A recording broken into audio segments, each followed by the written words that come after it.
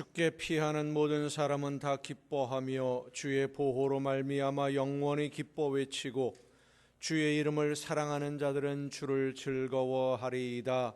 여호와여, 주는 의인에게 복을 주시고 방패와 같은 은혜로 그를 호위하시리이다. 아멘. 은혜로우신 아버지 하나님, 죄의 유혹이 가득한 세상에서 하나님의 말씀을 따라 믿음으로 맡겨주신 사명을 감당하던 하나님의 자녀들이 오늘 거룩한 주일을 맞아 아버지 앞에 예배하도록 불러주심을 진심으로 감사드립니다. 이 시간 온 마음을 다하여 예배하는 저희들을 거룩한 산 제물로 받아주시고 은혜와 사랑과 말씀으로 충만하게 덧입혀 주시옵소서. 세상의 근심과 염려에 무거운 짐을 벗겨 주옵시고 연약한 자에게는 힘을 주시옵소서. 우리를 사랑하시는 주님의 사랑으로 모든 아픔과 모든 상처가 치유함을 받게 하옵시고 성령의 능력으로 우리 모두를 충만하게 하셔서 하나님의 나라를 이루어가는 자녀로 다시 서게 하여 주시옵소서. 예수 그리스도의 이름으로 기원하옵나이다. 아멘.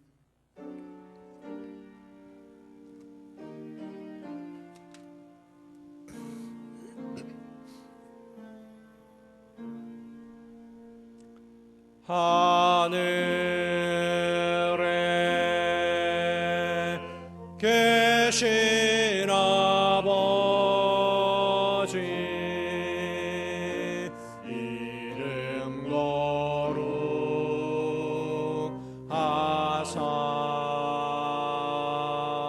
주님 나라 임하시고 뜻이 이루어지다.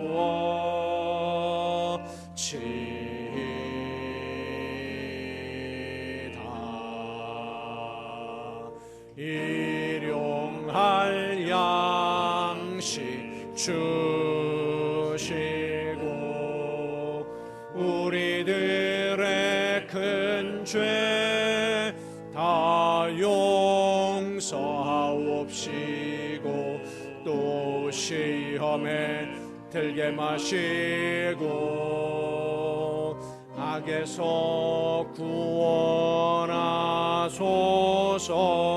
내게 주의 나라 주의 권세 주의 영광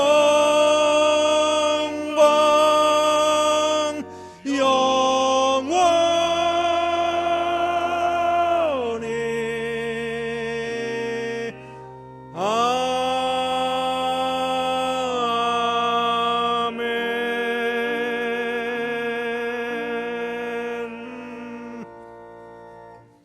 긍휼과 자비의 하나님, 하나님의 은혜를 사모합니다. 사랑의 주님, 십자가의 공로를 의지하여 나옵니다. 성령이시여 우리의 속마음을 감찰하시고 살아계시는 성삼위의 하나님, 우리의 예배를 받아주시고 아멘. 자리에 앉으셔서 찬송가 25장 찬송을 함께 부르시겠습니다.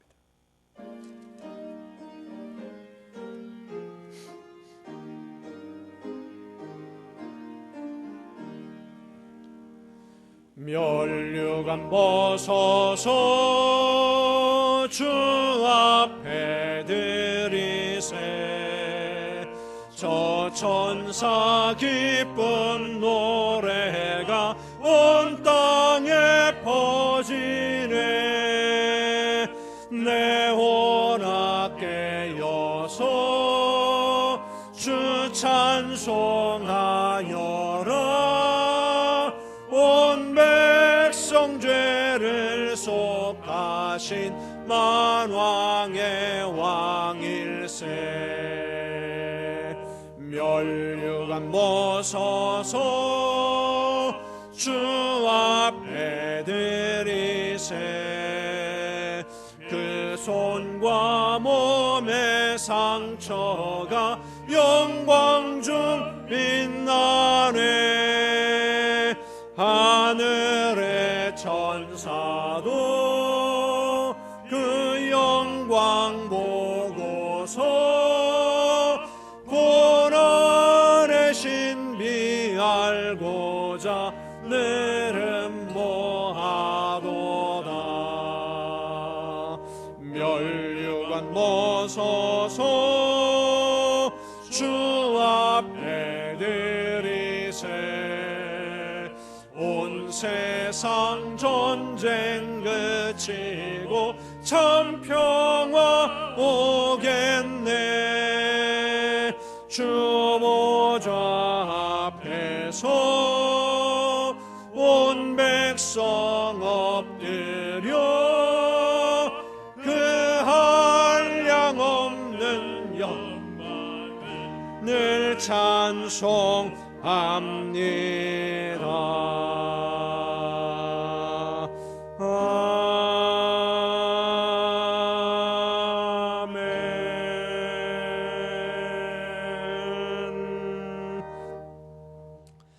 할렐루야. 여호와를 경외하며 그의 계명을 크게 즐거워하는 자는 복이 있도다.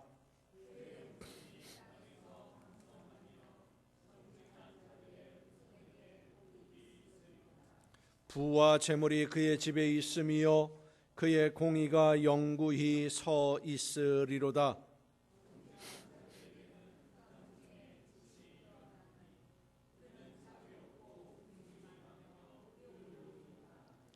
은혜를 베풀며 꾸어주는 자는 잘 되나니 그 일을 정의로 행하리로다.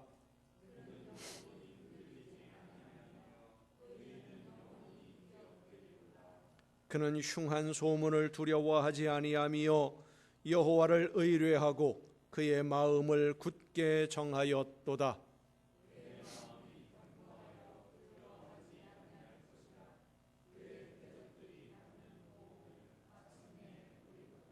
그가 재물을 흩어 빈궁한 자들에게 주었으니 그의 의가 영구히 있고 그의 뿔이 영광 중에 들리리로다.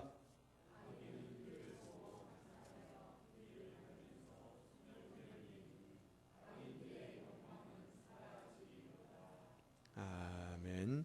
이제 지나온 날들을 돌아보면서 우리의 모든 잘못과 죄와 허물을 침묵 속에서 주님께 고백합니다.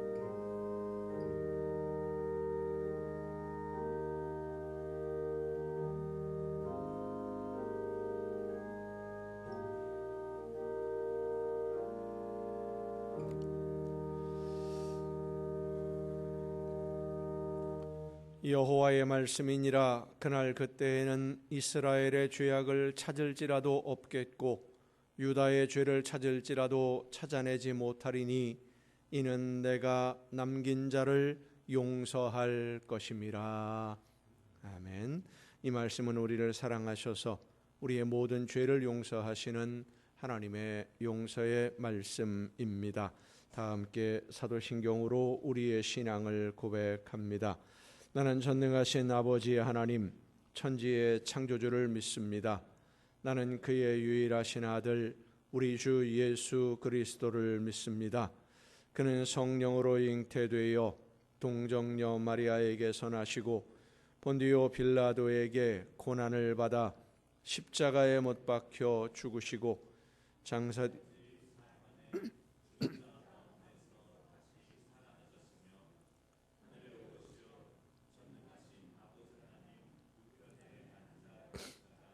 거기로부터 살아있는 자와 죽은 자를 심판하러 오십니다. 나는 성령을 믿으며 거룩한 공교회와 성도의 교제와 죄를 용서받는 것과 몸의 부활과 영생을 믿습니다. 아멘. 다 함께 찬송가 500장 찬송을 함께 부르시겠습니다.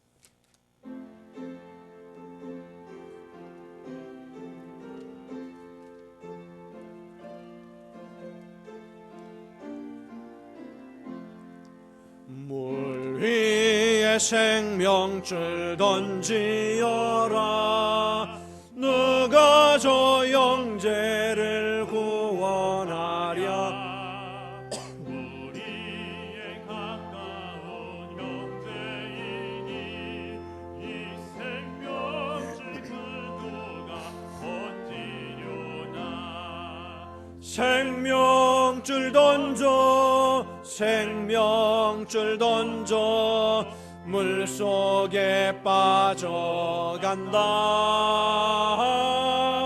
생명줄 던져 생명줄 던져 지금 곧 건지어라. 너 빨리 생명줄 던지어라. 형제여 너 어찌 지체하나. 보아라 저 형제 빠져간다. 이구조선 타고서 속히 가라. 생명줄 던져 생명줄 던져 물속에 빠져간다. 생명줄 던져 생명줄 던져 지금 곧 건지어라. 넣어서 생명줄 던지어라. 저 형제 지쳐서 허덕인다.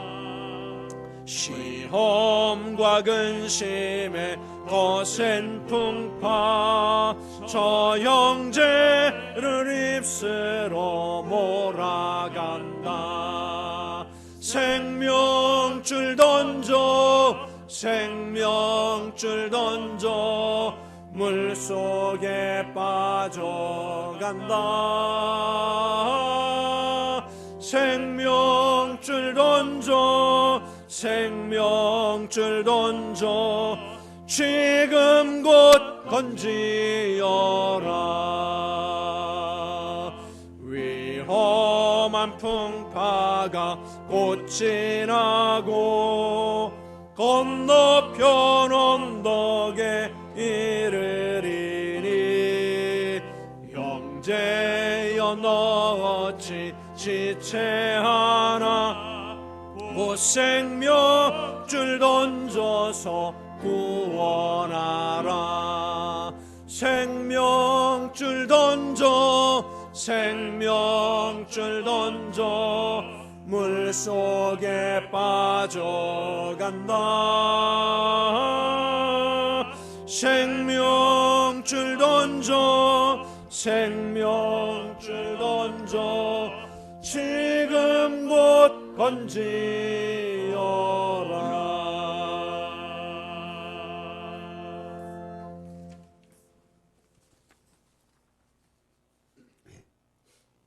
감사합니다, 하나님. 오늘도 감사와 찬송과 영광을 하나님께 올려드립니다. 지나간 한 주간도 주님 은혜 속에서 승리의 삶을 살아가게 하시고 오늘 거룩한 성일 허락하여 주시어 주님 전으로 불러주시고 하나님께 경배드리게 하시니 또한 감사합니다. 하나님, 주님이 세워주신 이 제단을 기억하시옵소서. 함께 하시고 긍휼을 베푸시옵소서. 연약한 가운데 있사오니 우리 하나님께서 도와주시옵소서. 단위에 세우신 우리 목사님을 또한 기억하옵소서. 성령으로 인도하시고 권능의 팔로 굳게 잡아 주시어서 하나님께 받은 사명 잘 감당하게 하시고 부족한 저희 영혼들을 주님께로 인도하는데 영육간에 강건하게 지켜주시옵소서. 하나님, 이 나라의 민족을 기억하소서. 베풀어 주시옵소서.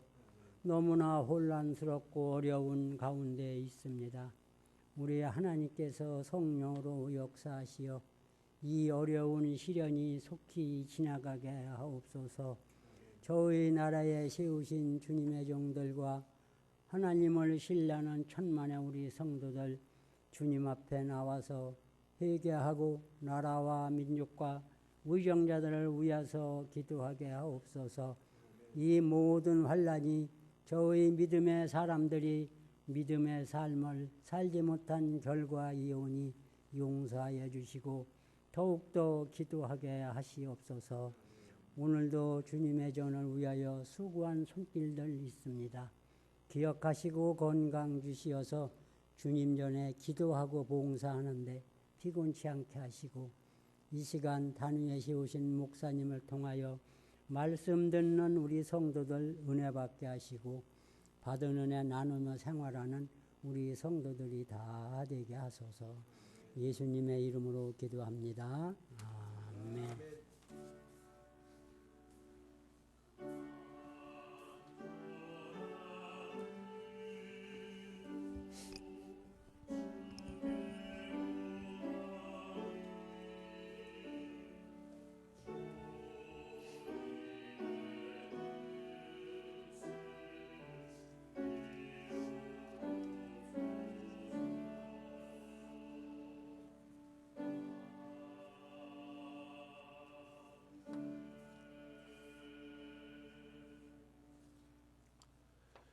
교회 소식은 주보에 있는 교회 소식란을 참조하시기를 바랍니다.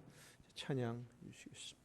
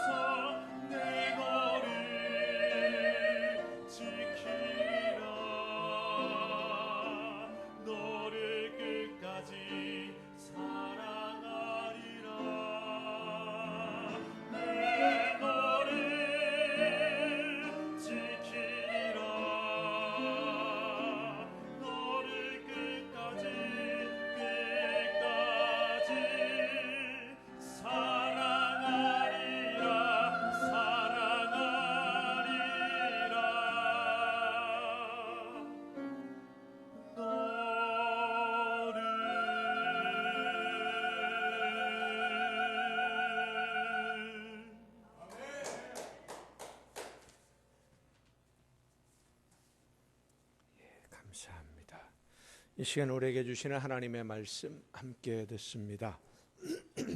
오늘 우리에게 주신 하나님의 말씀 신약성경 사도행전 5장 27절부터 32절까지에 있는 말씀입니다. 사도행전 5장 27절부터 32절까지의 말씀 봉독할 때 우리에게 말씀하시는 하나님의 음성을 듣는 은혜가 우리 모두에게 충만하게 임하시기를 축원합니다.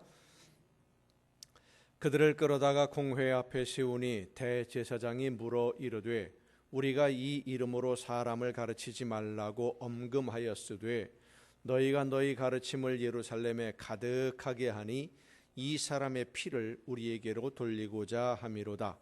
베드로와 사도들이 대답하여 이르되 사람보다 하나님께 순종하는 것이 마땅하니라. 너희가 나무에 달아 죽인 예수를 우리 조상의 하나님이 살리시고 이스라엘에게 회개함과 죄 사함을 주시려고 그를 오른손으로 높이사 임금과 구주로 삼으셨느니라. 우리는 이 일의 증인이요 하나님이 자기에게 순종하는 사람들에게 주신 성령도 그러하니라 하더라. 아멘. 말씀을 통해서 하나님이 말씀하시는 음성을 듣고 깨닫는 은혜가 이 시간 우리 모두에게 충만하게 임하시기를 축원합니다. 기도하시겠습니다.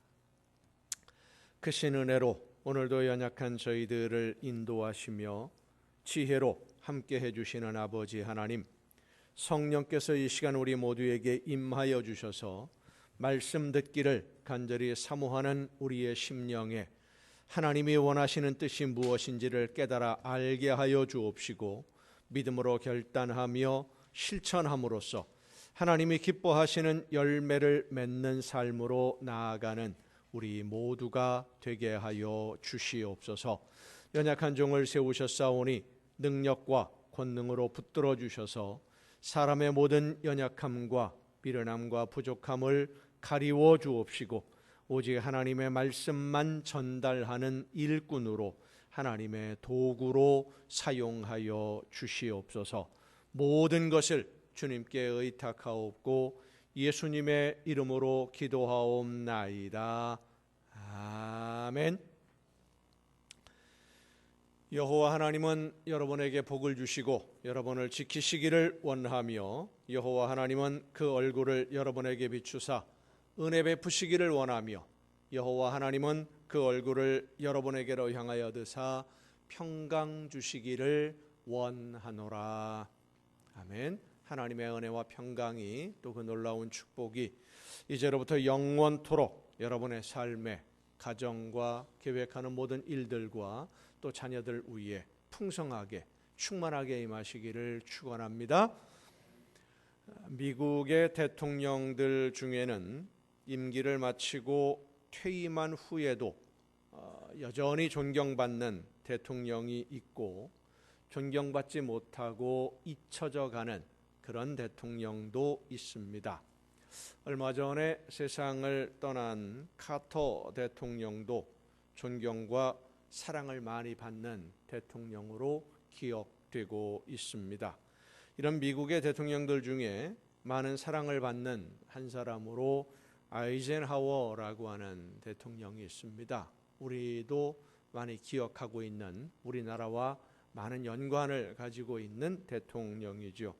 우리나라의 가장 큰 비극인 남과 북의 전쟁 말기에 1953년도에 대통령이 되어서 휴전협정 그리고 한미 상호 방위 조약 이런 것들을 체결해서 우리나라를 안전하게 지키는 데 큰 역할을 한 이 대통령인데 이 아이젠하워 대통령에게는 몇 가지 특징들이 있습니다.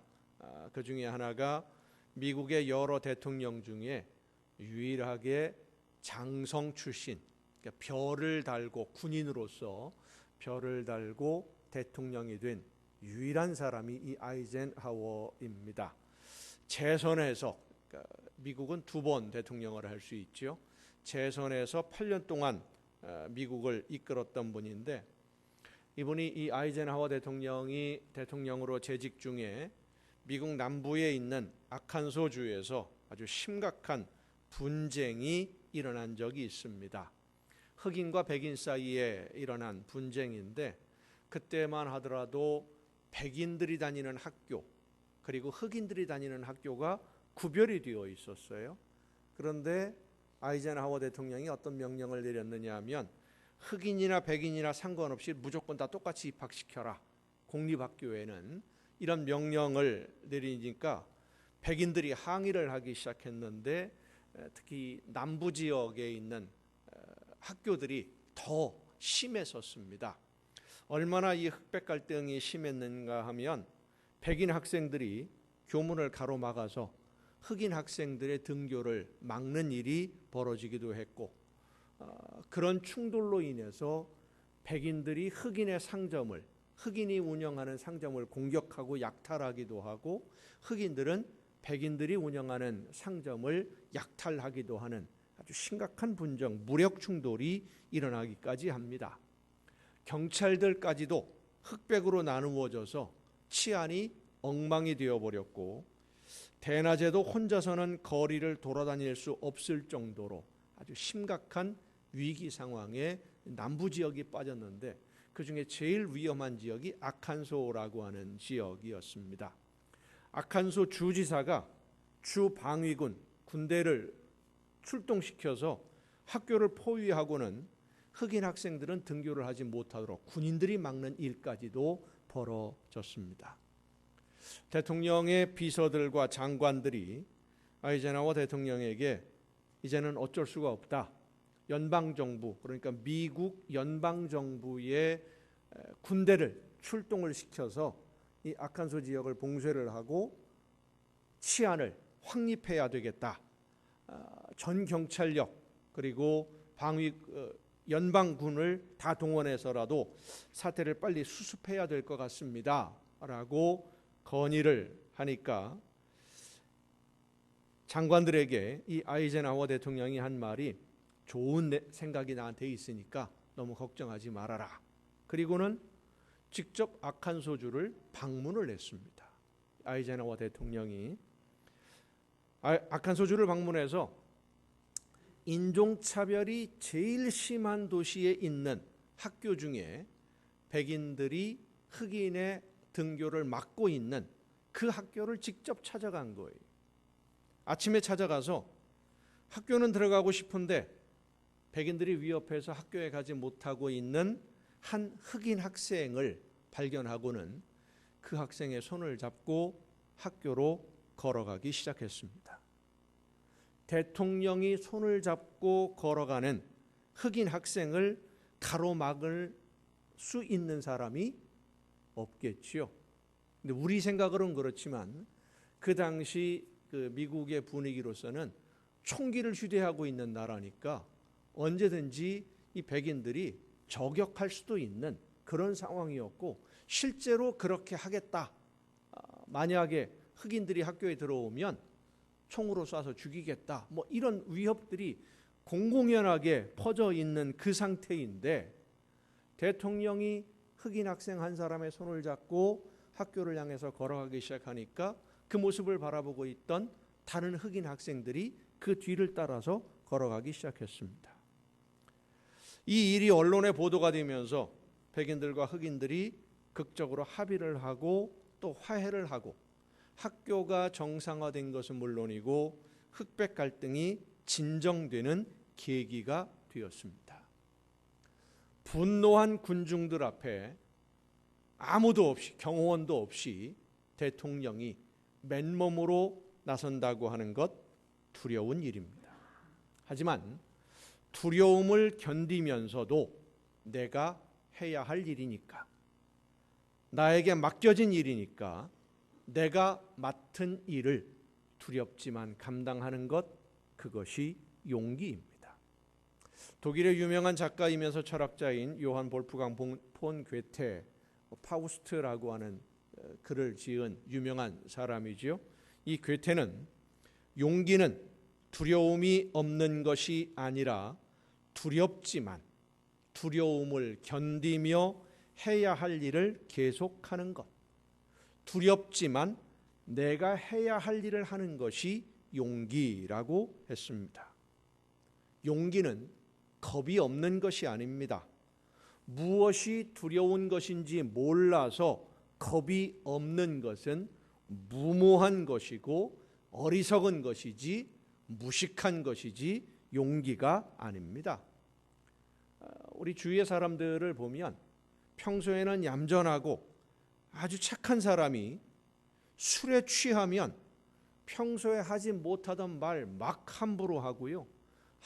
평소에는 저 사람이 언제 저런 모습이 있었지 싶을 정도로 아주 용감하게 그렇게 행동하는 그런 모습들을 보면 이 용기가 있는 것이 아니라 그거는 술에 취해서 두려움을 잊어버린 것이지 용기가 생긴 것이 아닙니다. 여러분, 두려움을 잊어버리는 것과 두렵지만 견디는 것은 다릅니다. 두려움을 잊어버리는 것은 바보고요. 두렵지만 참고 견디면서 그 일을 하는 것, 그것이 바로 용기입니다. 예수님이 부활하시고 하늘로 올라가신 후에 제자들에게 성령이 임하셨고 성령이 함께 하시는 제자들이 두려워서 숨어있던 곳에서 나와서 사람들에게 예수님의 죽음과 부활에 대해서 전하기 시작했습니다. 베드로와 요한은 성전 미문에 앉아서 구걸을 하던 걷지 못하는 사람을 걷게 만드는 기적으로 인해서 많은 사람들이 모였을 때 그들에게 예수님의 죽음, 그 의미, 그리고 부활, 이런 모든 것들을 전했고 수많은 사람들이 하루에 3,000명씩 회개하는 놀라운 역사가 일어나면서 예수님을 믿기 시작했을 때 이 사도들로 인해서 더 많은 기적들이 나타났고 결국 예수님을 죽이는데 앞장섰던 사람들, 사두개인들, 제사장들, 바리새인들이 이 사도들을 잡아서 감옥에 가두기도 하고 공회에서 재판을 하기도 합니다. 그 당시 유대인들의 공회는 예수님에게 사형 판결을 내렸던 최고 권력기구입니다. 예수님 당시에 제자들이 활동하던 당시 성경 기록된 이 당시에 보면 유대인들이 공회, 그러니까 산헤드린 공회라고 보통 이야기를 하는데 이 공회가 조직되어 있는데 이 공회는 로마 정부에 협력하는 조건으로 많은 권한을 위임받고 인정받고 있었던 기구예요. 어느 정도로 권한이 있었느냐 하면 유대인 죄수에게는 사형 판결을 내릴 수도 있고 사형을 집행할 수도 있는 최고 의결기구입니다. 이 산헤드린 공회는 주로 바리새인들, 사두개인들, 제사장들 그리고 백성들의 원로 이런 사람들로 구성이 되는데 70명입니다. 그리고 대제사장이 당연직으로 포함돼서 71명이 이 산헤드린 공회를 구성하는, 쉽게 표현하면 이렇습니다. 71명의 재판관이 재판하는 자리에 사도들이 불려나가서 재판을 받게 되었다. 그 재판을 받는 장면, 그 과정에서 사도들과 이 산헤드린 공회의 회원들의 대화가 기록된 것이 오늘 우리가 읽은 본문 말씀이에요. 요즘 헌법재판소에서 매일 재판이 열리고 있는데 군인들 중에 별을 3개나 달고 있으면 대단한 분들 아니겠습니까? 정말로 대단한 분들, 그것도 일반 육군 부대, 보병 부대가 아니라 특수전 그러면 이게 무서운 군인들을 훈련하는 부대거든요. 특수전 사령부의 사령관, 이런 별을 3개씩이나 달고 있는 분들이 판사들이 질문하고 그 양측에서 질문을 하면은요 말을 막 더듬어요. 긴장을 하고 두렵기도 하고 여러 가지 이 원인들 때문에 두려워하는 그런 모습들, 실수를 하는 모습들을 봅니다. 자, 예수님의 제자들이 71명의 산헤드린 공회에서 재판을 받게 되었을 때 그들의 심정이 어떠했을까요? 베드로와 요한과 같은 사도들은 바리새인들이나 제사장들이 보기에 학문이 없는 사람들이라고 인정했던, 학문이 없는 사람들, 배움이 없는 사람들이에요. 사도행전 4장에 보면 베드로와 요한을 학문이 없는 범인으로 알았다가 그들이 자신 있게 대답하는 것을 보면서 이상하게 여겼다. 제사장들이 그렇게 기록합니다. 학문이 없는 범인이라고 하는 평범한 사람이라는 이 말을 헬라어에 보면 이렇게 되어 있어요. 안드로포이 아그람마타이 에이신카이 이디오타이라는 문장입니다. 하나의 문장인데 이 문장을 그대로 우리나라 말로 그대로 직역해서 번역하면 배운 것이 없어서 무식한 사람, 그런 뜻입니다. 배운 것이 없어서 무식한 사람으로 알았는데 아주 거침없이 대답을 한단 말이에요. 제사장들의 혹은 바리새인들, 사두개인들의 질문에 거침없이 대답하는 이들의 모습을 보면서 야, 이상하다. 배운 게 없는 사람들인데 두려워 떨어야 되는데 왜 저럴까? 이렇게 생각했다는 것이지요. 자, 배움이 없어서 무식하다. 이렇게 생각하면 될 것 같습니다. 여러분, 김치 아시죠? 김치 모르세요? 배추김치. 아, 김치 그러니까 무슨 김치를 말하나 싶어서 그러실 것 같은데 배추김치 아시죠? 총각김치는 아세요? 파김치는요? 아, 파김치도 아세요? 겉절이는 아세요? 겉절이도 아세요? 자, 겉절이와 김치의 차이가 뭡니까?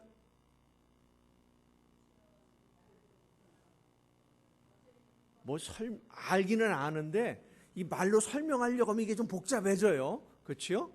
겉절이 우리가 많이 해 먹어요. 늘 먹는 음식이에요. 김치 늘 담아서 먹어요. 잘 알아요. 김치를 딱 보면 배추김치인지 총각김치인지 이게 겉절이인지 김치로 담은 건지 딱 보면 압니다. 그런데 배추김치 100g에 유산균이 몇 마리가 들어있을 때 가장 맛있는지 혹시 여러분 아십니까? 몰라요. 배추김치, 총각김치에 어떤 종류의 유산균이 들어가서 활동을 해야 이게 맛있는 김치가 나고 맛을 내는지 혹시 여러분 그 유산균의 종류를 아세요? 몰라요. 그거는 김치에 들어있는 영양분이 어떤 성분인지 유산균이 뭐가 있는지 어떻게 얼마나 발효가 됐는지 이거는 전문적으로 김치를 연구하는 사람들이나 알고 있는 거지 김치 담아 먹고 있는 우리는 그거 몰라도 사실은 상관없어요. 그런데 김치는 알아요. 이 제사장들이 베드로와 요한을 보면서 어떻게 생각했느냐? 저 사람이 김치에 어떤 종류의 유산균이 들어가는지 김치를 연구한 사람이 아닌데 어떻게 저렇게 대답을 잘할까? 이게 궁금했다라는 거예요. 전문적인 질문에도 막힘이 없었다는 겁니다. 유대인들은 율법을 모르는 사람이 없습니다. 그러나 율법을 전문적으로 연구하고 가르치는 사람들과는 다르게 그저 김치 담아 먹는 수준으로 율법을 알아요. 바리새인들이 베드로와 제자들이 학문이 없는 범인으로 알았다는 것은 그들이 전문적인 연구를 통해서 율법을 공부한 사람들이 아니었기 때문입니다.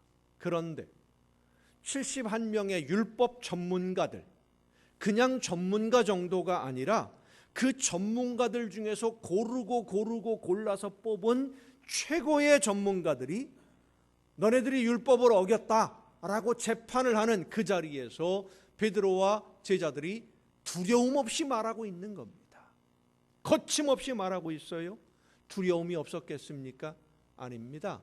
제자들도 두려웠습니다. 베드로가 잡혀서 재판을 받고 있을 때, 또 감옥에 갇혀 있을 때 모든 성도들이 한 마음으로 기도한 것은 담대하게 하나님의 말씀을 전할 수 있게 해달라, 그 기도였어요. 담대하게 하나님의 말씀을 전할 수 있게 해달라. 두려워서 할 말 못하는, 해야 할 말 하지 못하는 일이 없도록 담대하게, 이 담대하게라는 말이 파클레시아스라는 단어인데 숨김이 없이 솔직하게 말하는 것, 숨김이 없이 솔직하게. 꼭 해야 할 말이 있는데 분위기 때문에 주눅이 들어서 혹은 긴장해서 할 말을 하지 못하는 경우가 여러분 많이 있지요.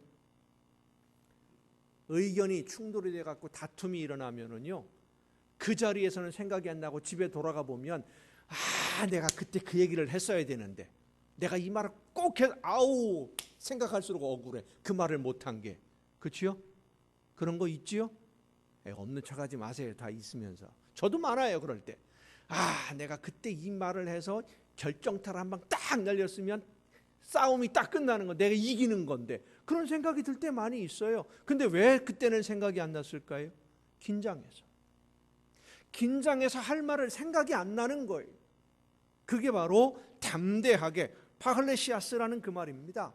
분위기 때문에 할 말을 하지 못하는 일이 없도록 긴장해서 할 말을 잊어버리기도 하는데, 예수님의 제자들이 기도한 것은 그렇게 두려워서 혹은 긴장해서 할 말을 하지 못하는 일이 없도록 해야 할 말 다 할 수 있도록, 그래서 그 해야 할 말을 다 하다가 어떤 일을 당하더라도, 어떤 어려움을 당하더라도, 어떤 아픔을 당하더라도 그것 때문에 두려워서 할 말 못하는 일이 없도록 성령께서 역사해 주시기를 위해서 제자들은 기도했습니다. 그렇게 사내들인 공회가 제자들을 핍박하면서 재판하는 자리에서 사도들이 기도한 대로 담대하게 대답한 것이 오늘 본문의 말씀입니다. 사람보다 하나님께 순종하는 것이 마땅하니라. 사람보다 하나님께 순종하는 것이 마땅하니라. 율법을 전문적으로 연구한 사람들 앞에서 너네들은 지금 하나님의 말씀대로 하지 않는 거야, 우리가 하나님의 말씀대로 순종하는 거야 라고 자신 있게 이야기할 수 있는, 얼마나 대담합니까? 대통령 앞에서 대통령이 지시하는 것을 따르지 않겠다고 하면서 사람보다 하나님께 순종하는 것이 옳습니다 하고 말할 수 있는 사람 과연 얼마나 있을까요? 그런데 제자들은 그렇게 하고 있는 겁니다.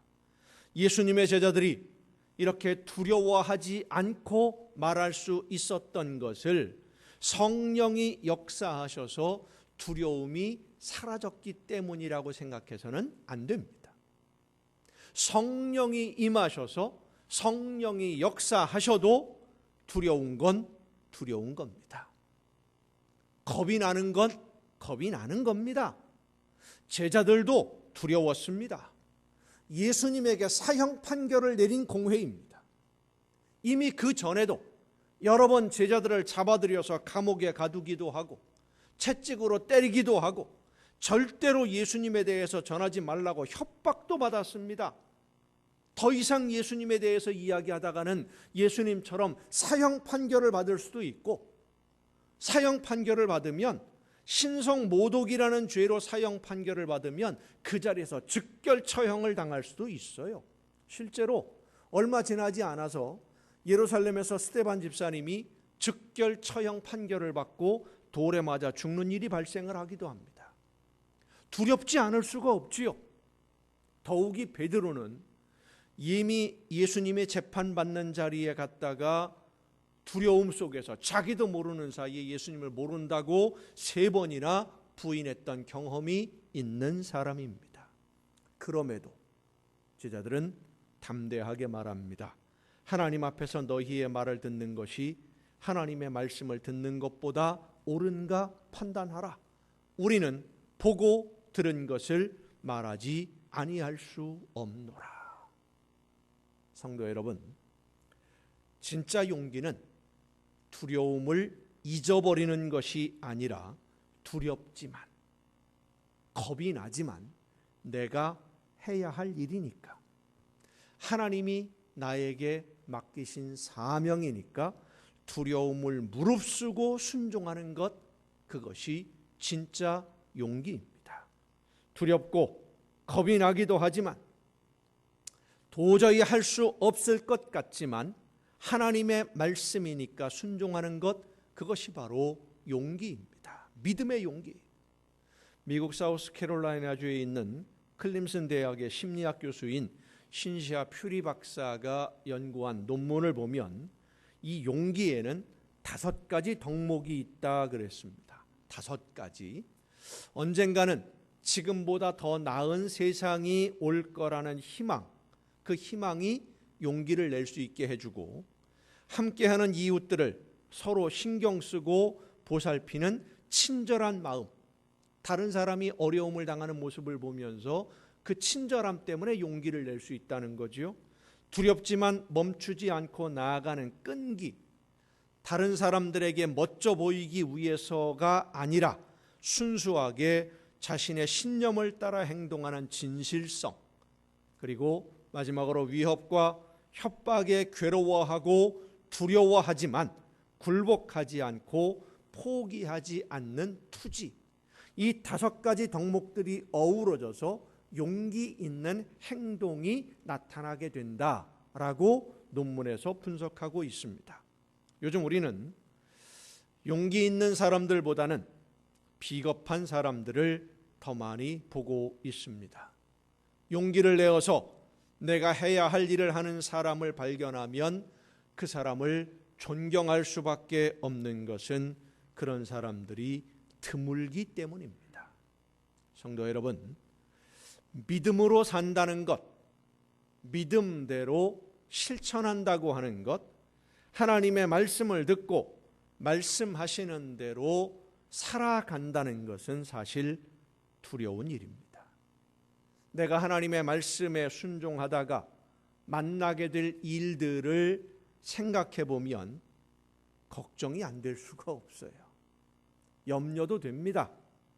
하지만 내가 해야 할 일이니까, 하나님이 나에게 맡기신 사명이니까.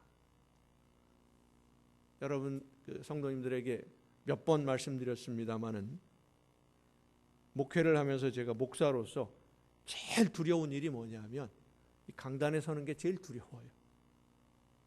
말씀을 준비하고 말씀을 전하는 것이 정말 두려워요.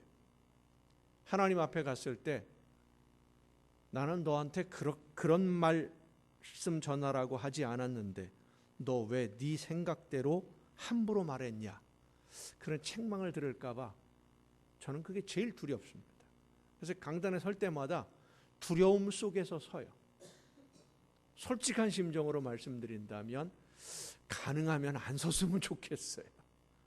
그런데 하나님이 저보고 하라고 하신 일이니까, 저에게 맡겨주신 일이니까, 이것을 해야 된다고 말씀하셨으니까 내가 이 일을 할 능력이 안 되지만 그래도 하나님이 나에게 하라고 맡기신 일이니까 두려움을 참고 시작하는 것, 그것이 바로 믿음이고 그것이 바로 용기입니다. 그리고 하나님은 용기를 내어서 순종하는 일꾼들과 오늘도 함께해 주시는 줄로 믿습니다. 성경에 등장하는 믿음의 사람들이 하나님의 말씀을 듣고 순종할 때 두려움이 없어서 순종한 것 아닙니다. 두려움이 없었다면 바보이거나 교만하거나 어리석은 것이지 용기가 있었던 것이 아닙니다. 모세가 하나님의 부르심을 듣고 애굽으로 갈 때 두려움 없이 가서 바로 앞에 선 것 아닙니다. 하나님 앞에서 모세는 몇 번이고 나는 말을 잘 못합니다. 능력이 없습니다. 하나님이 함께 하신다는 증거를 보여주세요. 그러다 마지막에 뭐라고 합니까? 하나님, 일할 만한 사람을 시켜야지 왜 나한테 시킵니까? 나 못하겠습니다. 왜 그랬어요? 두려우니까, 겁이 나니까. 여호수아가 광야에서 모세의 명을 따라 아말렉과 맞서 싸우러 나갈 때 두려움이 없었겠습니까? 두려웠습니다. 요단강을 앞에 두고 백성들을 이끄는 지도자가 되었을 때 여호수아는 두려워했습니다. 요단강을 건너야 하는데 사흘 동안 움직이지도 못하고 머물러 있다가 하나님이 말씀하시니까 순종함으로 요단강을 건너갑니다. 기드온, 사사 기드온이 미디안과 싸우러 갈 때 두렵지 않았던 것이 아닙니다. 하나님의 부름을 받고 말씀을 들은 다음에 기드온이 하나님 앞에 2번이나 증거를 요구합니다. 양털 뭉치를 드러내놓고 이 양털에만 이슬이 내리게 해달라고 했다가 주변에는 이슬이 내리지 않고 양털에만 이슬이 내리게 해달라.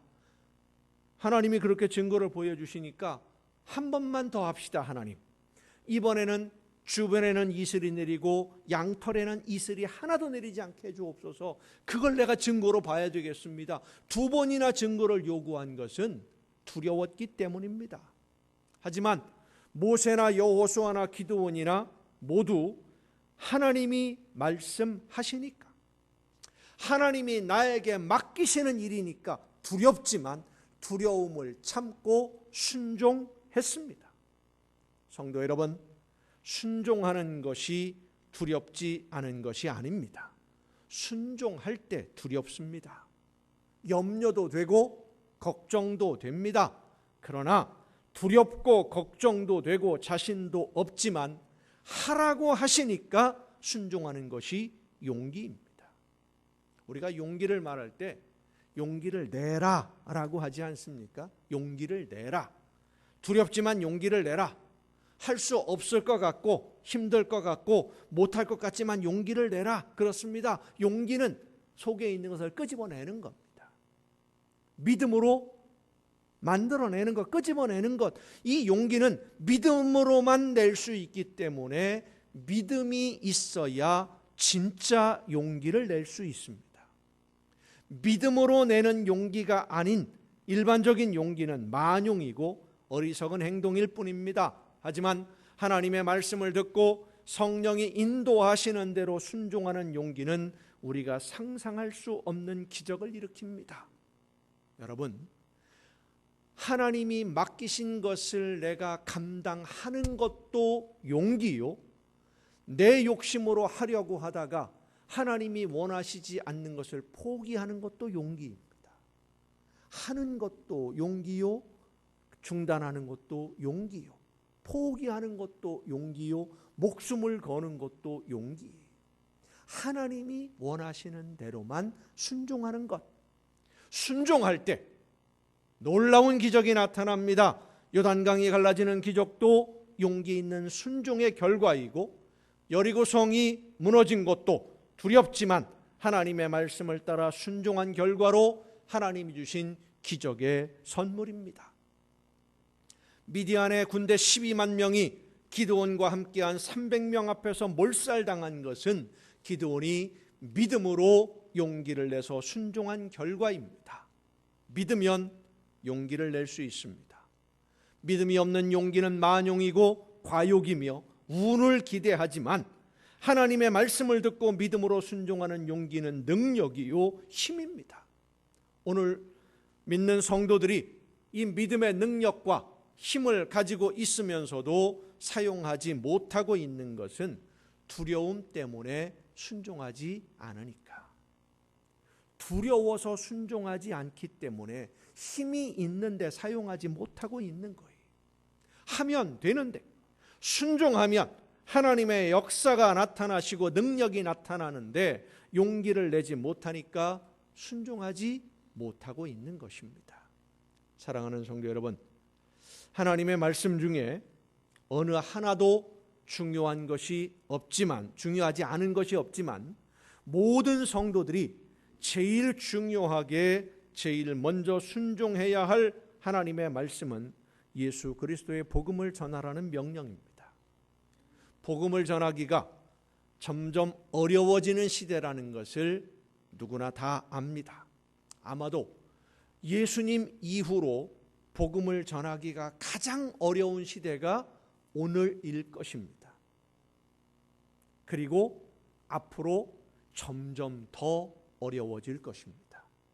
점점 더 힘들어질 거예요. 그래서 과거를 생각하면 지금이 복음을 전하기가 제일 어려운 시기이고, 앞으로를 생각하면 지금이 복음을 전하기 가장 좋은 시기예요. 나이를 얘기할 때 그러죠. 지나온 날을 생각하면 지금이 제일 늙은 나이고, 앞으로 살 날을 생각하면 지금이 제일 젊을 때이고, 복음을 전하는 것이 그렇습니다. 지금이 가장 어려운 시기지만 지금 하지 않으면 앞으로는 더 힘들어져요. 더 어려워져요. 점점 더 어려워지지 절대로 쉬워지지 않습니다. 지금 전하지 않으면 앞으로는 더 어렵습니다. 우리가 잘 아는 이웃이나 친지들, 가족들에게 복음을 전한다고 하는 것 쉬운 일이 아닙니다. 잘하면, 그러니까 좋은 대답을 들으면 나중에 갈게. 그게 참 제일 좋은 대답 중에 하나예요. 나중에 내가 때가 되면 갈게. 그런데 보통 어떻게 얘기합니까? 쓸데없는 얘기 하지 말아라. 이런 이야기 하려면 만나지도 말자. 그런 친구들도 있고, 심하면 너나 잘하세요 하는 말을 듣기 일쑤입니다. 거절당해요. 그래도 전해야 됩니다. 전하면 하나님이 역사하십니다. 성도 여러분, 이렇게 생각하십시다. 우리가 하나님의 나라에 가 있을 때 거기 하나님의 나라에서 꼭 함께 있어야 될 사람들 있지 않습니까? 떠오르는 사람이 있지요. 하나님의 나라에 갔을 때 거기서 꼭 만나야 될 사람. 그 사람이 떠오르는 것은 성령께서 그에게 복음을 전하라는 명령으로 들으시기를 바랍니다. 이 사람에게 복음을 전하라고 하나님이 지금 나에게 성령을 통해서 역사하시는구나. 그들에게 지금 전해야 됩니다. 더 어려워지니까. 그들에게 예수님을 전하기 위해서 다시 한번 용기를 내야 합니다. 두려워요. 예수님을 전한다고 하는 것이 쉬운 일이 아니기 때문에 두렵습니다. 하지만 용기를 내야 됩니다. 다시 한번 용기를 내서 우리가 순종하면 우리의 능력으로는 안 되는 일이지만 하나님의 능력이 나타나는 기적의 역사가 이루어질 것입니다. 믿음과 순종에는 용기가 필요합니다. 믿고 용기를 내서 순종하면 하나님이 선물하시는 기적이 여러분의 가정을 천국으로 변화시켜 주실 줄 믿습니다. 올해를 넘기지 말고 꼭 전도해서 함께 예배하며 함께 신앙생활을 하다가 하나님의 나라에서 만나기를 간절히 원하는, 꼭 만나야 될 그 사람들을 생각하면서 이 시간 함께 기도하시겠습니다. 한 마음으로 찬양하시고 기도할 때에 함께 하나님의 나라에 가야 할 우리의 가족들, 이웃들, 그리고 친구들, 친지들 한 사람 한 사람의 이름을 생각하고 그들의 이름을 부르며 하나님, 내가 그들에게 예수 그리스도의 복음을 전하겠사오니 성령이 그들의 심령에 역사해 주셔서 예수님을 믿고 함께 하나님의 나라를 향해 갈 수 있도록 성령께서 그들의 마음과 그들의 생각을 주관해 주시고 변화시켜 주시옵소서. 한 마음으로 기도하시겠습니다. 함께 찬양하십니다.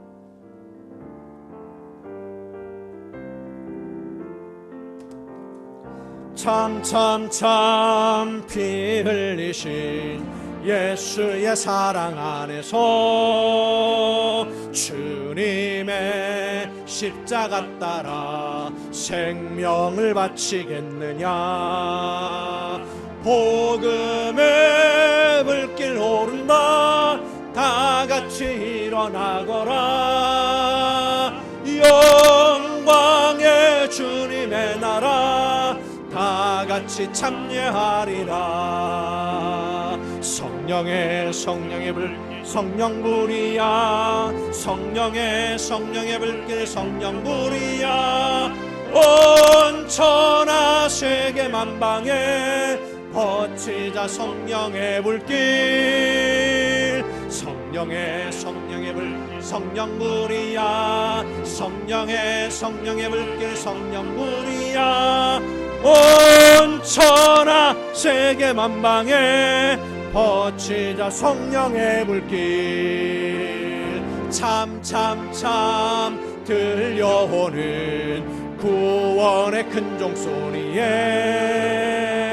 복음을 전파하려면 인생을 각오하느냐. 구원은 성도들의 것 진리로 거두리로다. 우리는 천국에 가서 영생의 꽃이 되리라. 성령의 불 성령불이야 성령의 불길 성령불이야 온 천하 세계 만방에 퍼치자 성령의 불길 성령의 불 성령불이야 성령의 불길 성령불이야 온 천하 세계 만방에 퍼치자 성령의 불길. 이 시간 다 같이 한 마음으로 기도하시겠습니다. 복음을 전해야 될 그 사람, 하나님의 나라에서 꼭 만나야 될 그 사람을 생각하면서 그 이름을 부르면서 하나님 그에게 복음을 전하겠사오니 성령께서 그 심령을 변화시켜 주시옵소서. 함께 하나님의 이름을 부르며 하나님의 자녀가 될 수 있도록 능력으로 역사하여 주옵소서. 다 같이 한 마음으로 기도하시겠습니다. 주여 능력과 권능으로 역사하시는 아버지 하나님, 이 시간 아버지 하나님 앞에 간절히 머리 숙여 기도하오니 하나님이 맡기신 사명, 예수 그리스도의 복음을 전하는 이 귀한 사명을 감당하기 위해서 이 시간 하나님 앞에 한 마음으로 간절히 머리 숙여 기도합니다. 하나님의 나라에서 하나님의 품 안에 있을 때에 만나야 될 이 사람, 반드시 복음을 전해서 함께 그 자리에 있어야 할 이 영혼들에게 우리가 다시 한번 용기를 내어서 말씀을 전하고 예수 그리스도의 복음을 전하는 우리 모두가 되게 하여 주시옵소서. 두려움 때문에 머물러 있지 않게 하옵시고 머뭇거리지 않게 하옵시고 때가 지나가기 전에, 기회가 지나가기 전에, 더 이상 어려워지기 전에 예수 그리스도의 복음을 저들에게 전함으로 저들이 성령의 놀라우신 능력을 힘입어 함께 하나님의 자녀가 되고 함께 하나님의 말씀을 들으며 함께 하나님의 나라를 향해 걸어갈 수 있도록 저들의 심령을 성령께서 주관해 주시고 붙들어 주시기를 간절히 사모하며 기도하며 복음을 전하는 우리 모두가 되게 하여 주시옵소서. 두려움 때문에 맡겨주신 사명 감당하지 못하는 어리석은 자들이 되지 않게 하옵시고 열매 없는 빈축정이가 되지 않게 하옵시고 성령께서 역사해 주실 때에 말씀을 증거하며 담대하게 하나님의 말씀을, 예수 그리스도의 복음을 전하며 증거하며 삶 속에서 하나님의 나라를 이루어가는 우리 모두가 되게 하여 주시옵소서.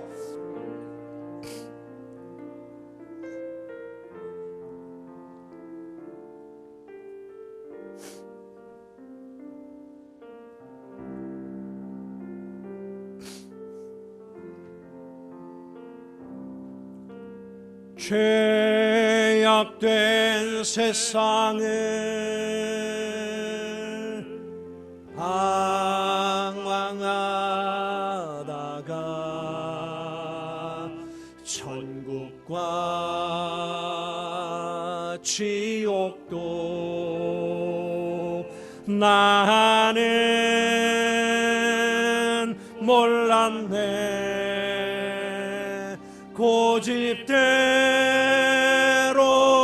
영축을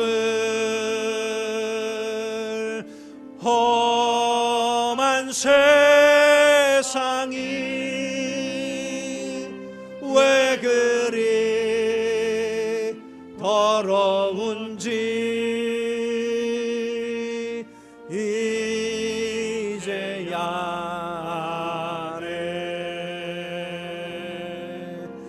불 속에라도 들어가서 불 속에라도 들어가서 세상에 널리 전하리 주의 사랑을. 당자를 살려준 주님 말씀에 죄인의 두 다리 묻어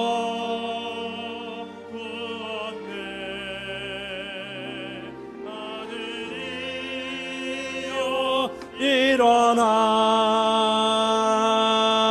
내 손을 잡고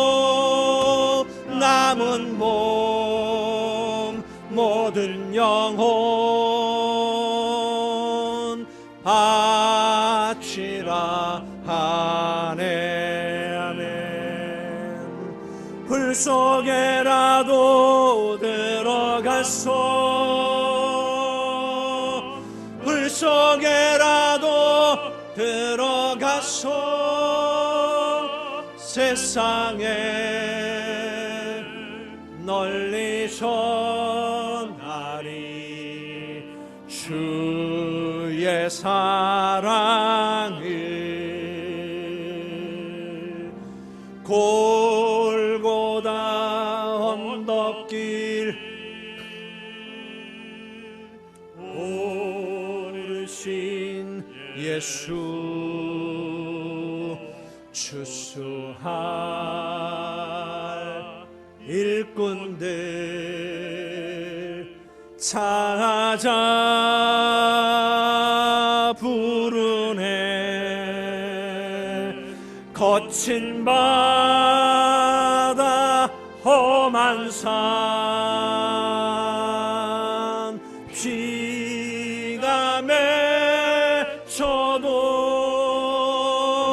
십자가 내가 쥐고 끝내 이기리. 불 속에라도 들어가소, 불 속에라도 들어가소, 세상에 널리 전하리 주의 사랑을.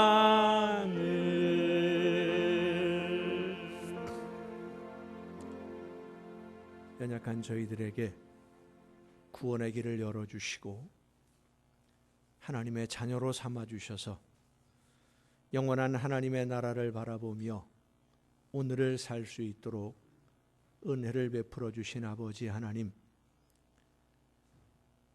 구원받은 저희들을 통해서 이루기를 원하시는 하나님의 뜻이 무엇인지를 성령의 역사하심을 통하여 깨달아 알게 해주실 때 두렵다고 머뭇거리지 아니하고 겁이 난다고 물러서지 아니하고 두렵지만 겁이 나지만 믿음으로 용기를 내서 순종할 수 있도록 오늘도 붙들어 주심을 감사드립니다.